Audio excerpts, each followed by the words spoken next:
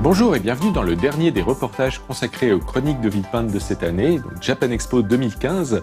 Dans ce numéro, on aura le cosplay du dimanche présenté par l'équipe de Costume Player, le live report de Aoi Eru, certainement l'un des plus attendus de cette année, une interview du producteur du jeu Senseiya Soldier Soul, un reportage sur les événements organisés par Japan in Motion avec aussi le Welcome to Japan Project, et on finira avec un petit mot de la fin des dirigeants de Japan Expo.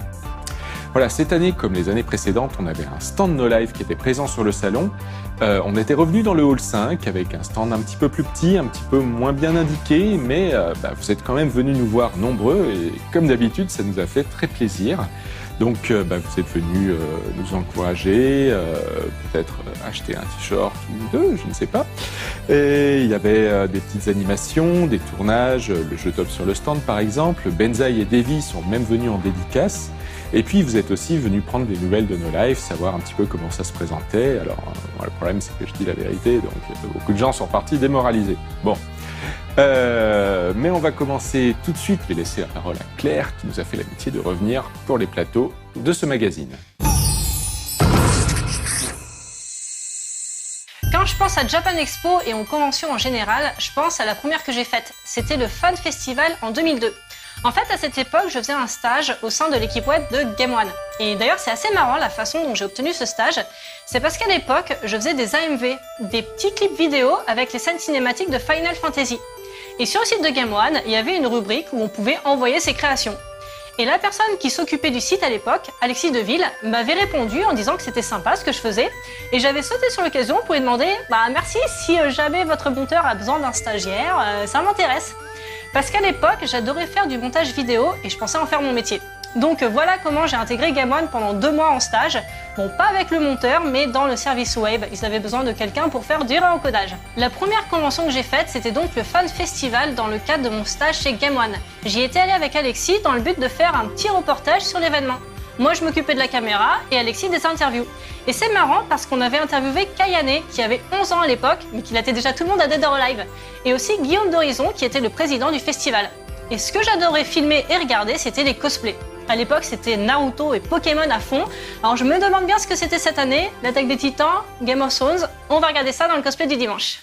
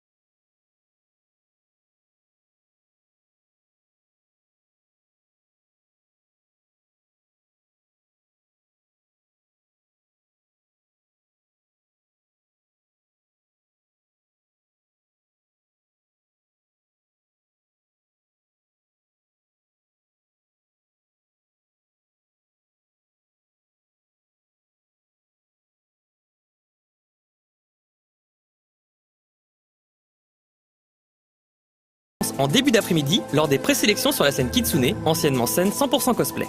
C'est pour cela que l'on dit souvent que le dernier jour de Japan Expo, c'est aussi le jour 0 pour l'ECG de l'an prochain. Et là, le hasard a voulu qu'une série de désistements, conjugués à une volonté de ne pas éliminer un petit nombre de concurrents juste pour la forme, ont permis à tous les inscrits présents de participer à la sélection. Direction donc la scène Ichigo pour élire le représentant solo et le groupe français pour 2016. Si le public n'a pas rempli l'ensemble de la salle, il était malgré tout difficile de trouver une place assise dans les premiers rangs. Et si le principe de ne vouloir léser aucun cosplayer pouvait avoir du sens, il en a résulté hélas un défilé d'1h30 au niveau assez variable. Le jury de son côté était formé de cosplayers reconnus. Au milieu de tout cela, quelques participants nous ont laissé un très bon souvenir. Citons côté groupe, le duo de Pandaren de World of Warcraft avec une mobilité impressionnante pour de tels costumes. Le trio Sailor Moon, composé de Neo Queen Serenity, la princesse Kakiru et Chibiusa. Et le trio du film The Hobbit, qui rappellera le duo danois de la finale du samedi, avec Thorin en plus. Les solos n'étaient pas en reste, avec un magnifique Skull Kid issu de Legend of Zelda. Une impressionnante et flamboyante Esther, tirée de Trinity Blood, ou encore la quelque peu inquiétante Alice de Cœur, venue tout droit d'Alice Madness Return. Voici quels étaient les vrais morceaux de bravoure d'un ensemble assez hétéroclite.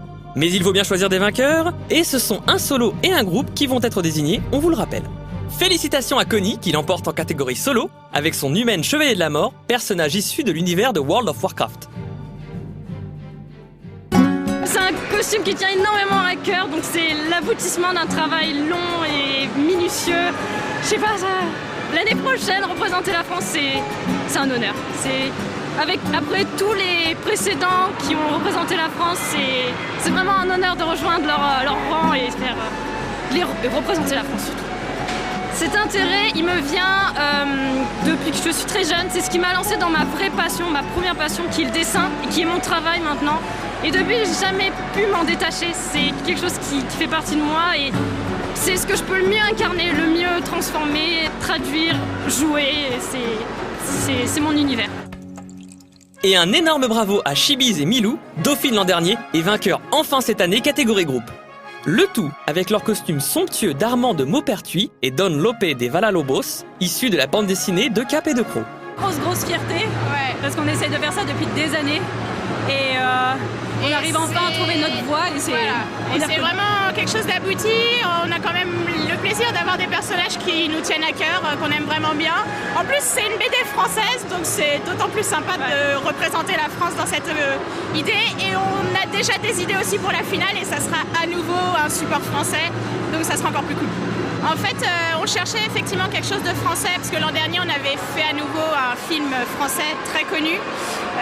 On voulait garder cet esprit français parce qu'on trouve ça sympa et qu'il y a quand même énormément de choses très intéressantes dans la culture française.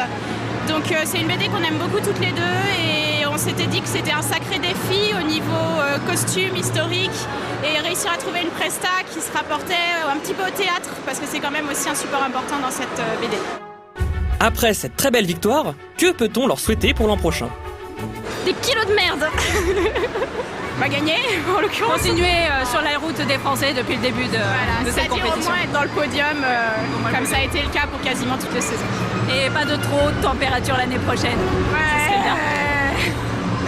Rendez-vous donc pour le 17e APAC de Japan Expo l'an prochain, mais surtout pour la 6e finale du European Cosplay Gathering.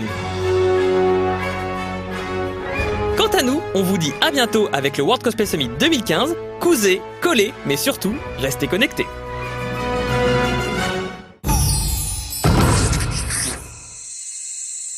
Comme je vous le disais, au début, j'aurais bien voulu faire un stage de montage vidéo chez Game One, et même si finalement j'ai intégré le service web, j'ai quand même pu toucher à la machine de montage, parce que Alexis m'avait chargé de monter le reportage sur le Fan Festival, et ça c'était cool. Bon, il me semble qu'au final le reportage n'a jamais été diffusé, mais je l'ai toujours sur mon disque dur, du coup je l'ai re-regardé, et il y avait en effet quelques problèmes de cadrage. Allez, on va regarder un autre type de reportage bien fait, sans problème de cadrage, le live report sur Aoi Eiru.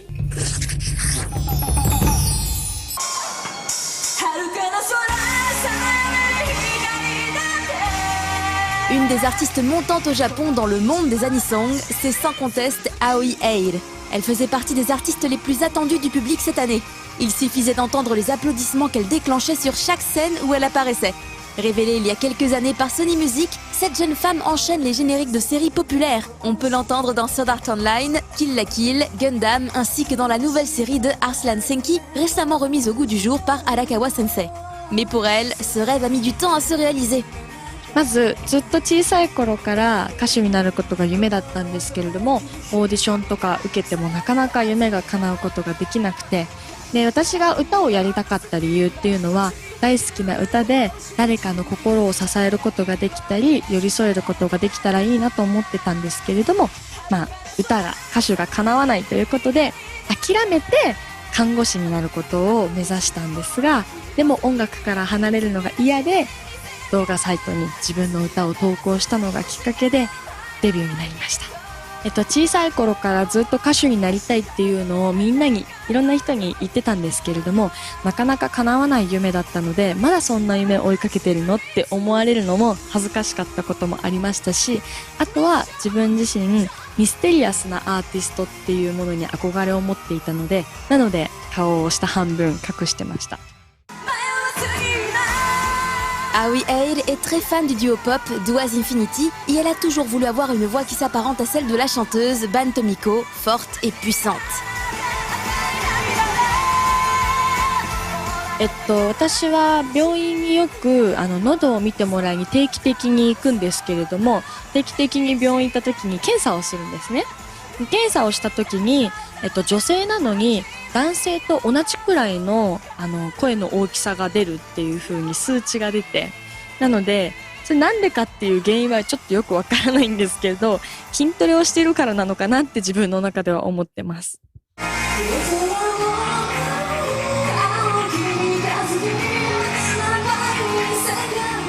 Si pour Aoi Eir, devenir chanteuse était un but à atteindre, elle avait aussi un autre objectif qu'elle a réalisé, celui de se produire en France.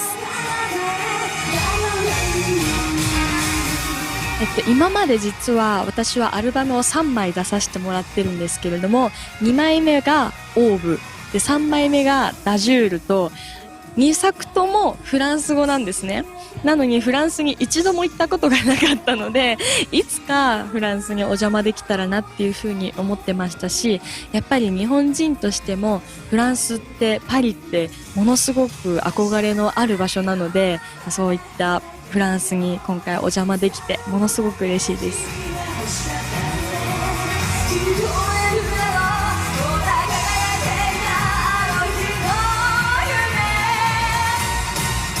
印象はもうまず綺麗な人だらけ、かっこいい人だらけ、そして皆さんすごく丁寧な方が多いなっていう印象がありまして、でそんな憧れているフランスの方々が日本のアニメとか音楽とかを好きでいてくれるっていうのはものすごく日本人として嬉しいです。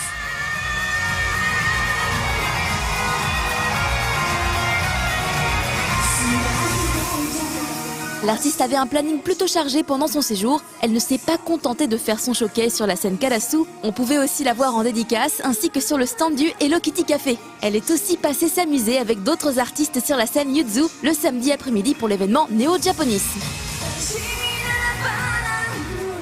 私ステージで紙飛行機作ったりとか、だるまさんが転んだっていうのをしたこと一回もなかったので、いろんな様々なアーティストさんがいる中で、ああやって皆さんと一緒に盛り上がれたのすごい楽しかったですし、あと来てくれているフランスの方々もすごく笑ってくれたりとかしてたので、すごいいっぱいパワーもらいました。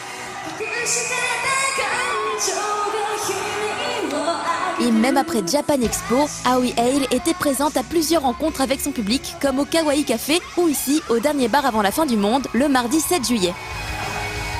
一人一人とゆっくりとお話しすることもできましたし、握手会っていう、なんていうんですかね、こう関わり合いっていうものもできましたし、あとすごく皆さん温かい方たちばかりなので、日本の文化もすごく愛してくれますし、あと私自身もパリという場所がものすごく好きになったので、またここに帰ってこれたらいいなと思ってます。Elle ne montrait aucune fatigue et répondait avec plaisir aux questions les plus diverses du public, au sujet de ses goûts en matière de jeux vidéo par exemple. 私すごく好きなゲームがあって、デモンズソウル、ダークソウル、ダークソウル2ブラッドボーンっていうゲームが好きなんですよ。C'est clairement nous aussi.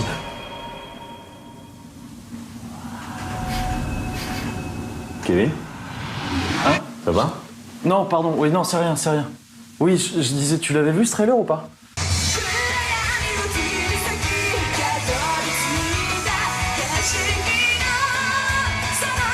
Et si au moment de notre première interview avec la chanteuse, elle avait hâte d'être au concert de dimanche, le mardi, elle en gardait de beaux souvenirs. ですね、他の国はだいたいサイリウムといって光る棒を振ることが多いんですけれども、今回のこのジャパンエキスポでは日本語の書いてあるうちわで応援してもらったので、すごくなんていうんですかね、印象的な、ライブになりました。そうですね、ちゃんと皆さんの声も聞こえましたし、それがすごく自分にとって大きなパワーになったので、だからこそ一緒にいいライブっていうものをみんなで一緒に作り上げることができたなって思ってます。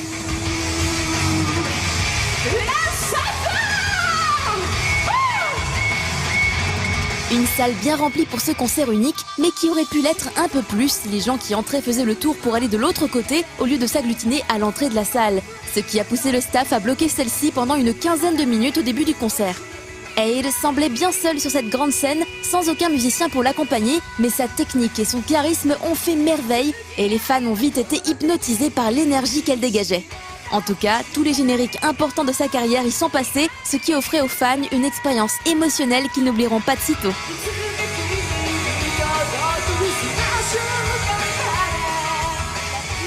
今世界ツアーという形でいろいろ今回のパリから回らせてもらってるんですけれども、そこから日本武道館に一度戻るんですが、その先にまたパリでライブをする、そしてワンマンライブをするということで戻ってこれたらいいなと思っていますので、ぜひ応援よろしくお願いします。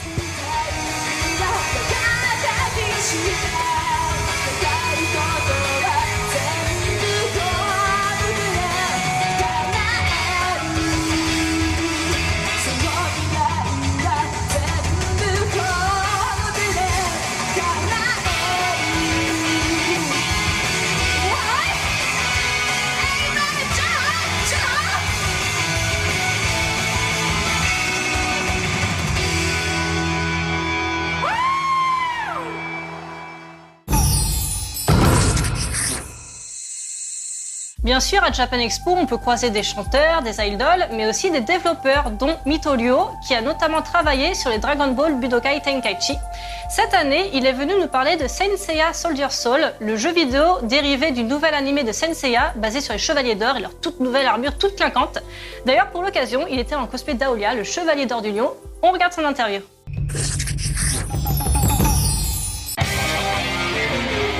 Dans les animés, il y a plusieurs types de génériques d'ouverture. Il y a les entêtants, les quelconques, les sympathiques, les péchus, et au-dessus de tout ça, dans sa propre catégorie, il y a Pegasus Fantasy, celui de Saint Seiya.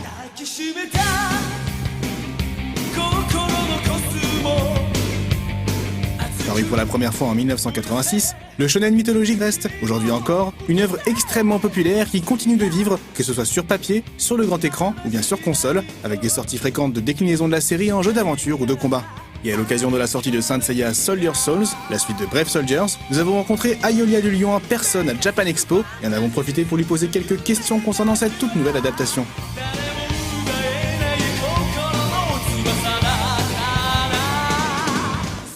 バンダイナムコエンターテインメントの、水戸亮と申します。セイントセイヤソルジャーソウルの、プロデューサーを務めています。本作はですね、PS4、PS3、そして PC デジタルでの発売を予定している、セイントセイヤを題材にした 3D の、格闘アクションゲームになっています。セイントセイヤのですね、歴代のセイントたちが、かなり登場して戦うような、あとは物語もしっかり楽しめるような、熱いゲームになっています。本作の、メインモードレジェンド・オブ・コスモというストーリーモードがあるんですが、こちらでは黄金12級編、そしてアスガルド編、ポセイドン編、ハーデス編のストーリーを、体験することができます。3D のですね、デモシーンでしっかり物語も再現していきますので、原作を知らない方もですね、この物語を、ちゃんと追って、セイントセイヤを知ることができるので、初めての方でも、十分楽しめることができます。Au niveau du scénario, l'histoire de Saint Seiya Soldier Soul devrait d'ailleurs prendre en compte les événements survenus dans Soul of Gold, l'anime diffusé depuis avril. 車田先生の、いらっしゃる車田プロダクションにですね、しっかりゲームの企画だったり内容だったりのは監修いただいております。なので、セイントセイヤの、正式な、作品としてしっかりお墨付きをいただいております。つまずいた点というか、やっぱりソウル・オブ・ゴールドがまだ現在進行形でアニメが動いているので、なかなか設定が固まっていない中で開発を同時にしないといけなかったところがやはり難しかったですが、東映アニメーションさんの協力も得ながら非常にいいものに今仕上がってきています。ソウル・オブ・ゴールドの、登場する、ゴッドクロスのゴールドセイント、このキャラクターたちが早くも参戦します。そしてですねこのキャラクターたちを存分に味わうための、ストーリーモードとは別のモードを一つ用意しています。でこちらではですね彼らの、アニメとは違ったキャラクター同士の掛け合いとかそういったものも楽しみながら、バトルを楽しめるようになっています。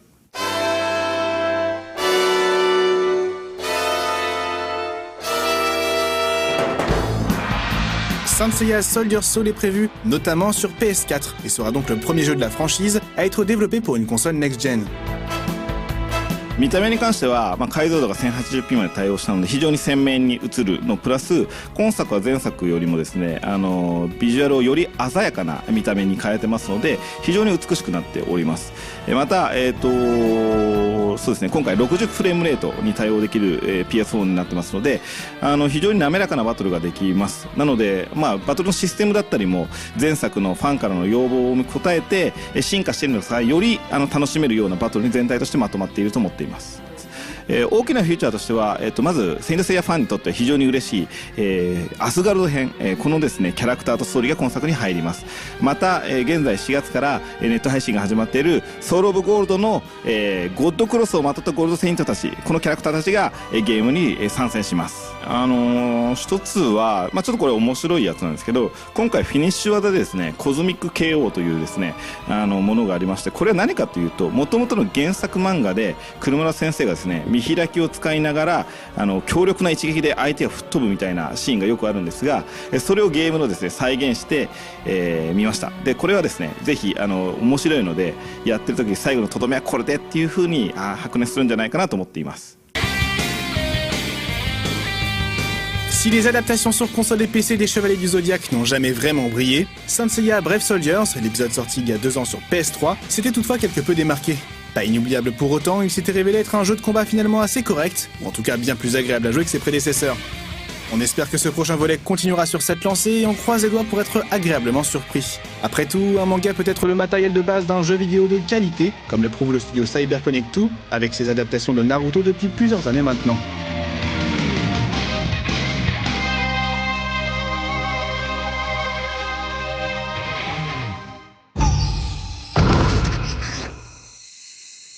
Japan in Motion a organisé un gros événement le samedi, Néo-Japonisme, avec des tonnes d'artistes sur scène comme Aoi Eiru, dont on a vu le live report tout à l'heure, et plein de Gotochi idols, les idols régionales, qui ont fait des jeux débiles à la japonaise.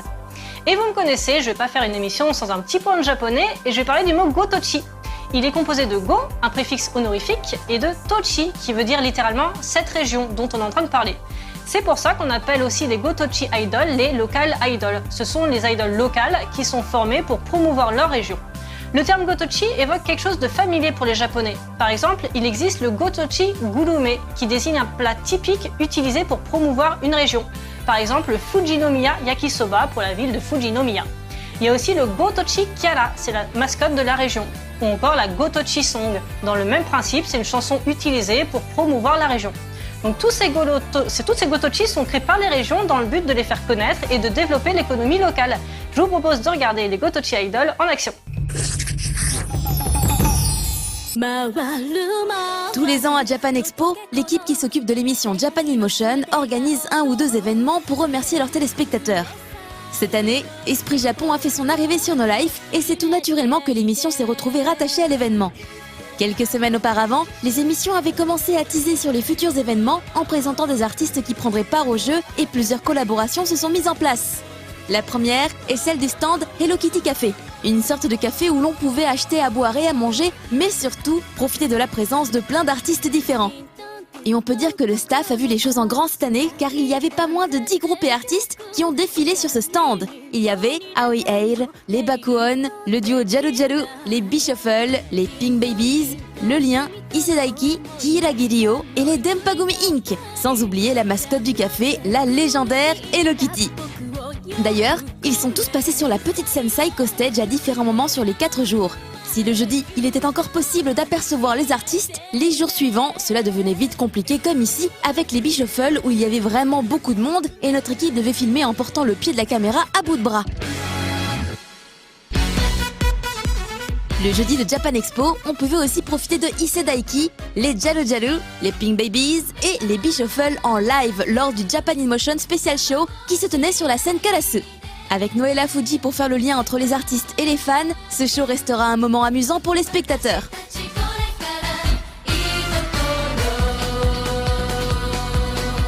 Les artistes étaient ainsi au plus proche de leurs fans, mais on pouvait aussi en retrouver quelques-uns sur le stand de Tottori. Car cette année, il y avait un partenariat entre ce département et l'équipe de Japan in Motion. C'est de là que viennent les mangaka de Détective Conan et Kitaro le Repoussant. Il n'en fallait pas plus pour décréter que c'était le royaume du manga. On pouvait d'ailleurs retrouver ces deux mascottes sur la scène Yuzu le samedi 4 juillet pour le gros événement Néo-Japonisme. C'était d'ailleurs un honneur d'accueillir le préfet de Tottori qui est venu présenter les atouts de son département et de sa ville. On sentait les efforts qu'il a fait pour s'exprimer en français et motiver un maximum de gens à venir découvrir les beaux paysages de son pays. Mais parlons un peu plus de ce gros événement avec un nombre impressionnant d'artistes que Japan in Motion a réunis sur scène. Le spectacle a commencé par Issei Daiki, acteur et chanteur, qui chantait Nanja Monja Ninja Matsuri, le générique de fin du Sentai Shuriken Sentai ni Ninja.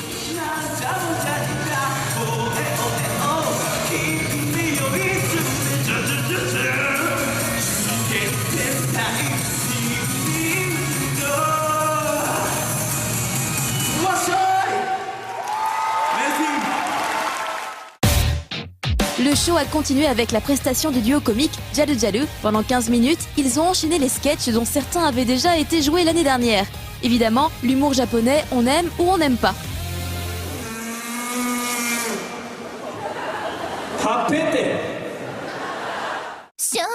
Par la suite, les deux présentatrices ont fait venir le groupe Bakuon et Aoi Eir.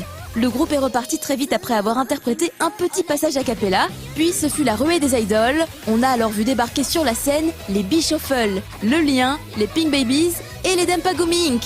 Ils se sont tous replongés en enfance grâce au jeu imposé par l'équipe. Il fallait tout d'abord que chaque groupe fasse un avion en papier et réussir à le faire voler le plus loin possible dans la salle. Puis le fameux 1, 2, 3 soleil qui au Japon s'appelle Daruma Sanga Koronda avec une petite règle en plus qui consistait à prendre une pause spéciale à chaque fois qu'il fallait s'arrêter. Quand le préfet de Tottori est arrivé avec ses mascottes, le jeu est devenu un peu plus acrobatique avec comme but faire glisser son partenaire sur une planche à roulettes pour s'approcher au plus près du ballon, mais sans l'éclater avec le casque à pointe. Là, on est en plein dans le délire Warai Bangumi, les fameuses émissions comiques de la télé japonaise. Et pour pimenter le tout, les participants devaient se costumer à la Conan, sinon c'est pas drôle. Tout ce beau monde est parti pour laisser la place à plusieurs idoles du Welcome to Japan Project. Elles sont venues se présenter chacune leur tour et le show s'est terminé sur un lancer de balles avec des cadeaux à la clé pour les spectateurs chanceux qui en auront attrapé une.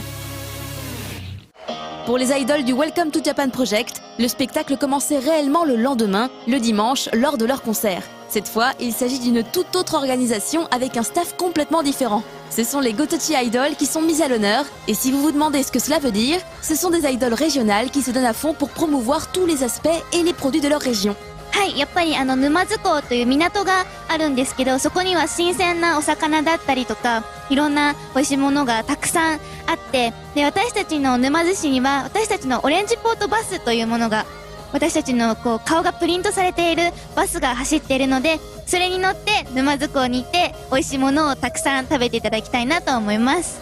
私たちは日本の大阪の専門学校に通っている学生で結成されたグループなんですけども、普段は俳優とか声優とか、あとモデルとか DJ、アナウンサーとかを目指して勉強しているメンバーなんですけども、この大阪の魅力、そして私たちの学校の魅力をお伝えするために活動しています。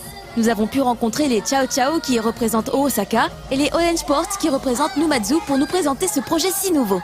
今回は音楽の力で世界を平和にということがコンセプトになっています。そしてもちろん Welcome to Japan ということで日本の文化とか、そしてもちろん私たちアイドルのことを海外の方にたくさん伝えられるようなコンセプトになっていると思います。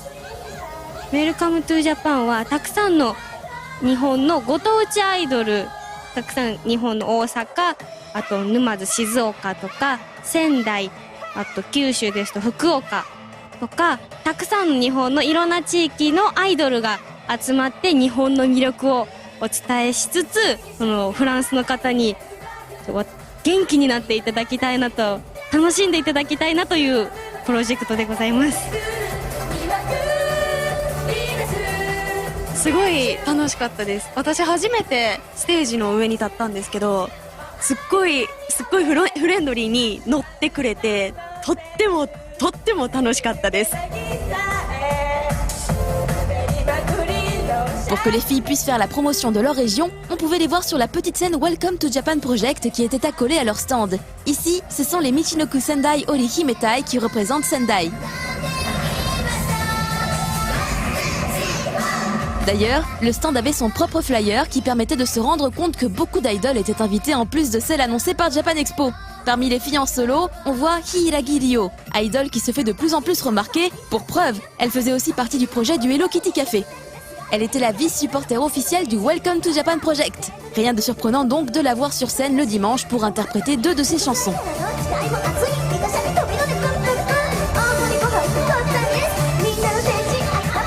À ce concert, il y avait aussi les Baseball Girls qui, comme leur nom l'indique, sont fans de baseball et veulent encourager les gens à pratiquer ce sport. Elles viennent de Fukuoka et font la promotion de cette région.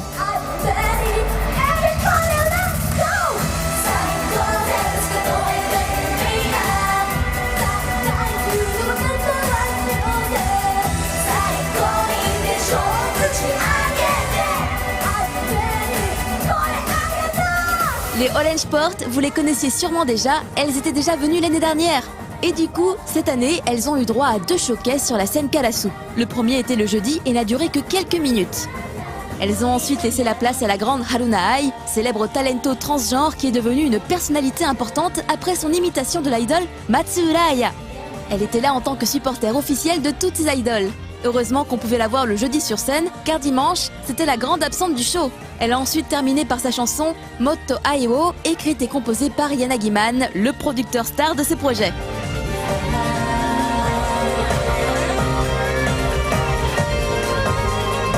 Yanagiman faisait lui aussi partie de la fête. On pouvait le voir sur scène à la fin de la prestation de toutes les idoles. Il est venu apporter son soutien à toutes ces jeunes filles, avec pour grand final 2 chansons de sa composition, Negai Goto et Welcome to Japan.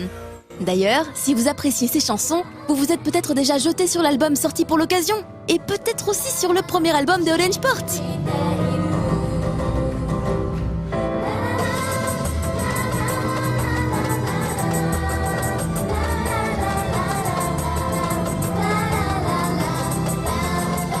Et ce sont sur les derniers cris des idoles et de leurs fans que s'achevait cette 16e édition de Japan Expo. Entre ces 2 événements la même année, on n'avait jamais eu autant d'idoles en même temps. Une organisation complexe a été nécessaire pour mettre tout cela en place, et finalement, toute cette profusion d'idoles avait aussi le défaut de faire que certains groupes étaient un peu noyés dans la masse. Nous verrons l'année prochaine si on revient à quelque chose de moins foufou.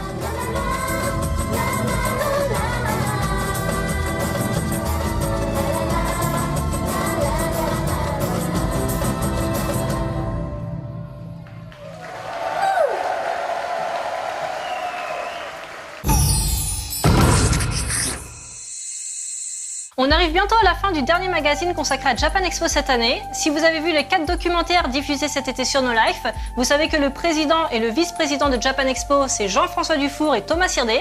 Et bien on a réussi à les interviewer le dimanche soir, juste avant la clôture, pour faire un petit bilan.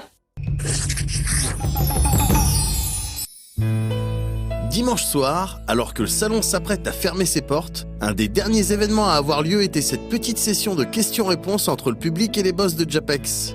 L'occasion pour nous de les attraper quelques instants juste après la conférence et juste avant qu'ils nous filent entre les doigts. Cette année a été quand même sous le signe de la canicule. Comment est-ce que vous avez géré? Est-ce que ça a compliqué votre boulot? Oui, parce que en termes de gestion des files d'attente, etc., c'était un cauchemar. On les a mis à l'abri du soleil, mais la chaleur humaine a pallié largement à l'ombre qu'on pouvait leur proposer.